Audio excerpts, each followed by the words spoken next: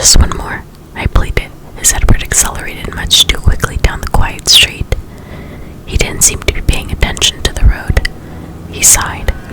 One, he agreed, his lips pressed together in a cautious line. Well, you said you knew I hadn't gone into the bookstore, and that I had gone south. I was just wondering how you knew that. He looked away, deliberating. I thought we were past all the evasiveness, I grumbled. He almost smiled. Fine, then. I followed your scent. He looked at the road, giving me time to compose my face. I couldn't think of an acceptable response to that, but I filed it carefully away for future study. I tried to refocus. I wasn't ready to let him be finished, now that he was finally explaining things. And then you didn't answer one of my first questions, I stalled. He looked at me with disapproval. Which one? How does it work? The mind reading thing. Can you read anybody's mind anywhere? How do you do it? Can the rest of your family?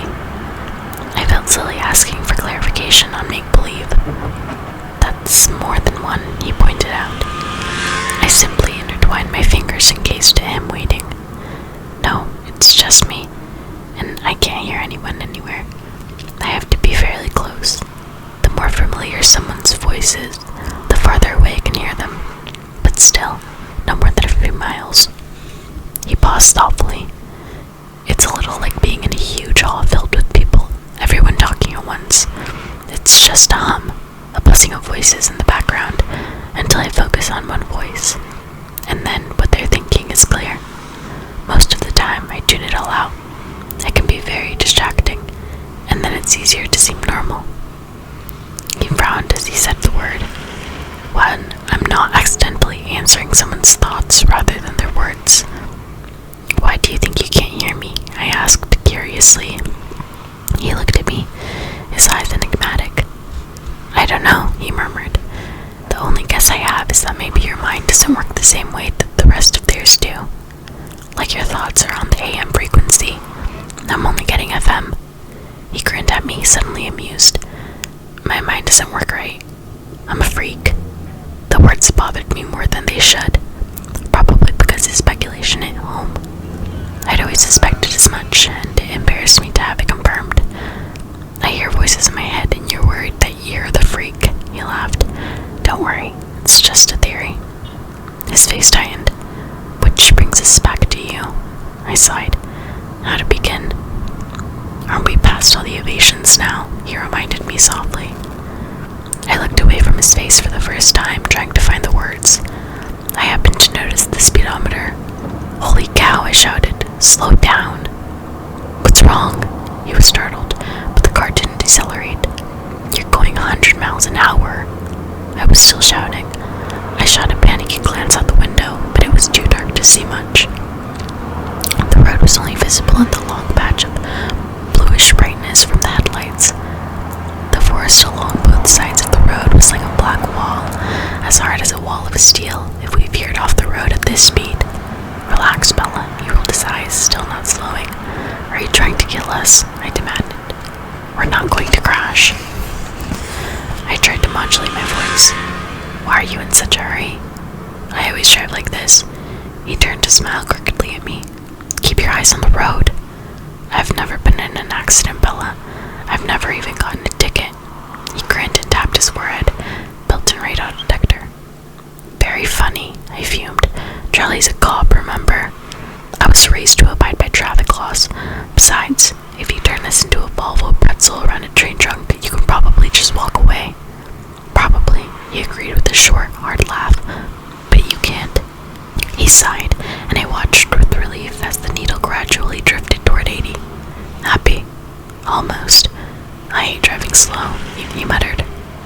This is slow. Enough commentary on my driving, he snapped. I'm still waiting for your latest theory. I bit my lip. He looked down at me, his sunny eyes unexpectedly gentle. I won't laugh, he promised. I'm more afraid that you'll be angry with me. Is it that bad? Pretty much, yeah. He waited. I looked down at my hands so I couldn't see his expression. Go ahead. His voice was calm. I don't know how to start, I admitted. Why don't you start at the beginning? You said you didn't come up with this on your own. No. What got you started?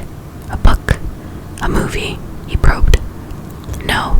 It was Saturday at the beach. I risked a glance up at his face. He looked puzzled. I ran into an old family friend, Jacob Black. I continued. His dad and Charlie have been friends since I was a baby. He still looked confused. His dad is one of the Quileute elders. I watched him carefully. His confused expression froze in place. We went for a walk. I edited all my scheming out of the story, and he was telling me some old legends, trying to scare me, I think. He told me one. I hesitated. Go on, he said. About vampires. I realized I was whispering. I couldn't look at his face now, but I saw his knuckles tighten convulsively on the wheel. And you immediately thought of me. Still calm. No. He mentioned your family. He was silent, staring at the road. I was worried suddenly. Worried about protecting Jacob. He just thought it was a silly superstition, I said quickly. He didn't expect me to think anything of it. It didn't seem like enough. I had to confess. It was my fault. I forced him to tell me. Why?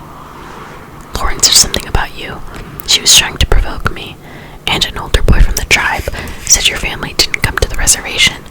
Only it sounded like he meant something different. So I got Jacob alone, and I tricked him out of him. I admitted, hanging my head. He startled me by laughing. I glared up at him. He was laughing, but his eyes were fierce, staring ahead. Tricked him out? He asked. I tried to flirt. It worked better than I thought it would. Disbelief colored my tone as I remembered. I'd like to have seen that. He chuckled darkly. And you accused me of dazzling people. Poor Jacob Black. I blushed and looked out my window into the night. What did you do then? He asked after a minute. I did some research on the internet. And did that convince you? His voice sounded barely interested, but his hands were clamped hard into the steering wheel. No, nothing fit. Most of it was kind of silly. And then I stopped. What? I decided it didn't matter. I whispered. It didn't matter. His tone made me look up. I had finally broken through his carefully composed mask. His face was incredulous, with just a hint of anger I'd feared. No, I said softly. It doesn't matter to me what you are. A hard, mocking edge entered his voice. You don't care if I'm a monster, if I'm not human. No. He was silent, staring straight ahead again. His face was bleak and cold. You're angry, I sighed. I shouldn't have said anything. No, he said, but his tone was as hard as his face. I'd rather know what you're thinking, even if what you're thinking is insane. So I'm wrong again, I challenged. That's not what I'm referring to. It doesn't matter, he quoted, gritting his teeth together. I'm right, I gasped. Does it matter? I took a deep breath. Not really, I paused, but I am curious. My voice at least was composed. He was suddenly resigned. What are you curious about? How old are you? 17, he answered promptly. How long have you been 17? His lips twitched as he stared at the road. A while, he admitted at last. Okay, I smiled, pleased that he was still being honest with me. He stared down at me with watchful eyes, much as he had before when he was worried, when I'd go into shock. I smiled wider in encouragement, and he frowned. Don't laugh. But how can you come out during the daytime? He laughed anyway. Myth. Burned by the sun. Myth. Sleeping in coffins. Myth. He hesitated for a moment, and a peculiar tone entered his voice. I can't sleep. It took me a minute to absorb that. At all? Never, he said. His voice was nearly inaudible. He turned to look at me with a wistful expression. The golden eyes held mine, and I lost my train of thought. I stared at him until he looked away. You haven't asked me the most important question yet. His voice was hard now. When he looked at me, again his eyes were cold. I blinked, still dazed. Which one is that? You weren't concerned about my diet, he asked sarcastically. Oh, I murmured. Yes, that. His voice was bleak. Don't you want to know if I drink blood? I flinched. Well, Jacob said something about that. What did Jacob say? He asked flatly. He said you didn't hunt people. He said your family wasn't supposed to be dangerous because you're only hunted animals. He said we weren't dangerous. His voice was deeply skeptical. Not exactly. He said you weren't supposed to be dangerous, but the Quileute still didn't want you on their land just in case. He looked forward, but I couldn't tell if he was watching the road or not. So was he right about not hunting people? I tried to keep my voice as even as possible. The Quileutes have a long memory, he whispered. I took it as confirmation. Don't let that make you complacent, though, he warned me. They're right to keep their distance from us. We're still dangerous. I don't understand. We try, he explained slowly. We're usually very good at what we do. Sometimes we make mistakes. Me, for example, allowing myself to be alone with you. This is a mistake. I heard the sadness in my voice, but I didn't know if he could as well. A very dangerous one, he murmured. We were both silent then. I watched the headlights twist with the curves of the road. They moved too fast. It didn't look real. It looked like a video game. I was aware of the time slipping away so quickly, like the black road beneath us, and I was hideously afraid that I would never have another chance to be with him like this again, openly. The walls between us gone for once. His words hinted at an end, and I recoiled from that idea. I couldn't waste 1 minute I had with him. Tell me more, I asked desperately, not caring what he said, just so I could hear his voice again. He looked at me quickly, startled by the challenge in my tone. What more do you want to know? Tell me why you hunt animals instead of people, I suggested, my voice still tinged with desperation. I realized my eyes were wet, and I fought against the grief that was trying to overpower me. I don't want to be a monster. His voice was very low. But animals aren't enough. He paused. I can't be sure, of course, but I'd compare it to living on tofu and soy milk. We call ourselves vegetarians, our little inside joke. It doesn't completely satiate the hunger, or rather thirst, but it keeps us strong enough to resist, most of the time. His tone turned ominous. Sometimes it's more difficult than others. Is it very difficult for you now? I asked. He sighed. Yes. But you're not hungry now, I said confidently, stating, not asking. Why do you think that? Your eyes. I told you I had a theory. I've noticed that people, men in particular, are crabbier when they're hungry. He chuckled. You are observant, aren't you? I didn't answer. I just listened to the sound of his laugh, committing it to memory. Were you hunting this weekend with Emmett? I asked when it was quiet again. Yes. He paused for a second, as if deciding whether or not to say something. I didn't want to leave, but it was necessary. It's a bit easier to be around you when I'm not thirsty. Why didn't you want to leave? It makes me anxious to be away from you. His eyes were gentle but intense, and they seemed to be making my bones turn soft. I wasn't joking when I asked you to try not to fall into the ocean or get run over last Thursday. I was distracted all weekend, worrying about you. And after what happened tonight, I'm surprised that you did make it through the whole weekend unscathed. He shook his head, and then seemed to remember something. Well, not totally unscathed. What? Your hands, he reminded me. I looked down at my palms at the almost healed scrapes across the heels of my hands. His eyes missed nothing. I fell, I sighed. That's what I thought. His lips curved up at the corners.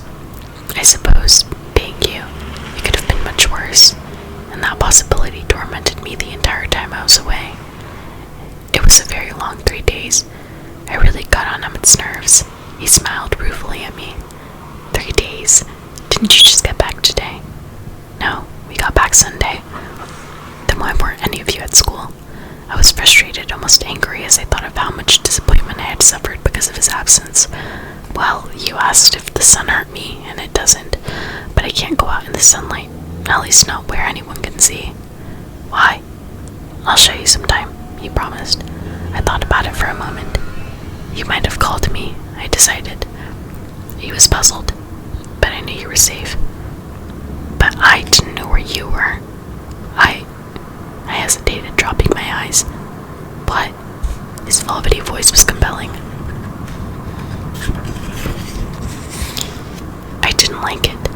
not seeing you. It makes me anxious too. I blushed to be saying this out loud. He was quiet. I glanced up, apprehensive, and saw that his expression was pained. He groaned quietly. This is wrong. I couldn't understand his response. What did I say? Don't you see, Bella? It's one thing for me to make myself miserable, but a wholly other thing for you to be so involved. He turned his anguished eyes to the road, his words flowing almost too fast for me to understand. I don't want to hear that you feel that way. His voice was low but urgent. His words cut me. It's wrong. It's not safe. I'm dangerous. Bella, please grasp that. No. I tried to be very hard not to look like a sulky child. I'm serious, he growled. So am I. I told you, it doesn't matter what you are. It's too late. His voice whipped out low and harsh. Never say that. I bit my lip and was glad he couldn't know how much that hurt. I stared out at the road. We must be close now. He was driving much too fast. What are you thinking? He asked, his voice so raw. I just shook my head, not sure if I could speak. I could feel his gaze on my face, but I kept my eyes forward. Are you crying? His voice sounded appalled. I hadn't realized the moisture in my eyes had brimmed over. I quickly rubbed my hands across my cheek, and sure enough, traitor tears were there, betraying me. No, I said, but my voice cracked. I saw him reach toward me accidentally with his right hand, but then he stopped and placed it slowly back on the steering wheel. I'm sorry. His voice burned with regret. I knew he wasn't just apologizing for the words that had upset me. The darkness slipped by us in silence. Tell me something, he asked for another minute, and I could hear him struggle to use a lighter tone. Yes. What were you thinking tonight, just before I came around the corner? I couldn't understand your expression. You didn't look scared. You looked like you were concentrating very hard on something. I was trying to remember how to incapacitate an attacker. You know, self-defense. I was going to smash his nose into his brain. I thought of the dark-haired man with the surge of hate. You were going to fight them. This upset him. Didn't you think about running? I fall down a lot when I run, I admitted. What about screaming for help? I was getting to that part. He shook his head. You were right. I'm definitely fighting fate and trying to keep you alive. I sighed. We were slowly passing into the boundaries of Forks. It had taken less than 20 minutes. Will I see you tomorrow? I demanded. Yes, I have a paper due too, he smiled. I'll save you a seat at lunch. It was silly, after everything we've been through tonight, how that little promise sent flutters through my stomach and made me unable to speak. We were in front of Charlie's house. The lights were on my truck in its place. Everything utterly normal. It was like waking from a dream. He stopped the car, but I didn't move. Do you promise to be there tomorrow? I promise. I considered that for a moment, then nodded. I pulled his jacket off, taking one last whiff. You can keep it. You don't have a jacket for tomorrow, he reminded me. I handed it back to him. I don't want to have to explain to Charlie. Oh, right, he grinned. I hesitated my hand on the door handle, trying to prolong the moment. Bella, he asked in a different tone. Serious? Hesitant? Yeah. I turned back to him too eagerly. Will you promise me something? Yes, I said, and instantly regretted my unconditional agreement. What if he asked me to stay away from him? I couldn't keep that promise. Don't go into the woods alone. I stared at him in blank confusion. Why? He frowned, and his eyes were tight as he stared past me out the window. I'm not always the most dangerous thing out there. Let's leave it at that. I shuddered slightly at the sudden bleakness in his voice, but I was relieved. This, at least, was an easy promise to honor. Whatever you say. I'll see you tomorrow, he sighed, and I knew he wanted me to leave now. Tomorrow, then. I opened the door unwillingly. Bella. I turned, and he was leaning toward me, his pale, glorious face just inches from mine. My heart stopped beating. Sleep well, he said. His breath blew in my face, stunning me. It was the same exquisite scent that clung to his jacket, but in a more concentrated form. I blinked, thoroughly dazed. He leaned away. I wasn't able to move until my brain had somewhat unscrambled itself. Then I stepped out of the car awkwardly, having to use the frame for support. thought I heard him chuckle, but the sound was too quiet for me to be certain. He waited till I had stumbled to the front door, and then I heard his engine quickly rev. I turned to watch the silver car disappear on the corner. I realized it was very cold. I reached for the key mechanically, unlocked the door, and stepped inside. Charlie called from the living room. "Bella?" "Yeah, Dad, it's me." I walked in to see him. He was watching a baseball game. "You're home early." "I am." I was surprised. "It's not even 8 yet," he told me. "Did you girls have fun?" "Yeah, it was lots of fun." My head was spinning as I tried to remember all the way back to the girls' night how I had planned. They both found dresses. "Are you alright?" "I'm just tired. I did a lot of walking." "Well, maybe you should go lay down." He sounded concerned. I wondered what my face looked like. "I'm just gonna call Jessica first." "Weren't you just with her?" he asked, surprised. "Yeah, but I left my jacket in her car. I want to make sure she brings it tomorrow." "Well, give her a chance to go home first." "Right," I agreed. I went into the kitchen and fell, exhausted, into a chair. I was really feeling dizzy now. I wondered if I was going to go into shock after all. "Get a grip," I told myself. The phone rang suddenly, startling me. I yanked it off the hook. "Hello?" I asked breathlessly. "Bella?" "Hey, Jess. I was just gonna call you." "You made it home?" Her voice was relieved and surprised. "Yes, I left my jacket in your car. Could you bring it to me tomorrow?" "Sure, but tell me what happened," she demanded. Tomorrow. And Trig, okay?" She caught on quickly. "Oh, is your dad there?" "Yes, that's right." "Okay, I'll talk to you tomorrow then. Bye." I could hear the impatience in her voice. "Bye, Jess." I walked up the stairs slowly, a heavy stupor clouding my mind. I went through the motions of getting ready for bed without paying attention to what I was doing. It wasn't until I was in the shower, the water too hot, burning my skin, that I realized I was freezing. I shuddered violently for several minutes before the steaming spray could finally relax my rigid muscles. Then I stood in the shower, too tired to move, until the hot water began to run out. I stumbled out, wrapping myself securely in a towel, trying to hold the heat from the water in so the aching shiver wouldn't return. I dressed for bed swiftly, and climbing under my quilt, curling into a ball, hugging myself to keep warm. A few small shudders trembled through me. My mind still swirled dizzily, full of images I couldn't understand, and some I fought to repress. Nothing seemed clear at first, but then I felt gradually closer to unconsciousness. A few certainties became evident. About 3 things I was absolutely positive. First, Edward was a vampire. Second, there was part of him, and I didn't know how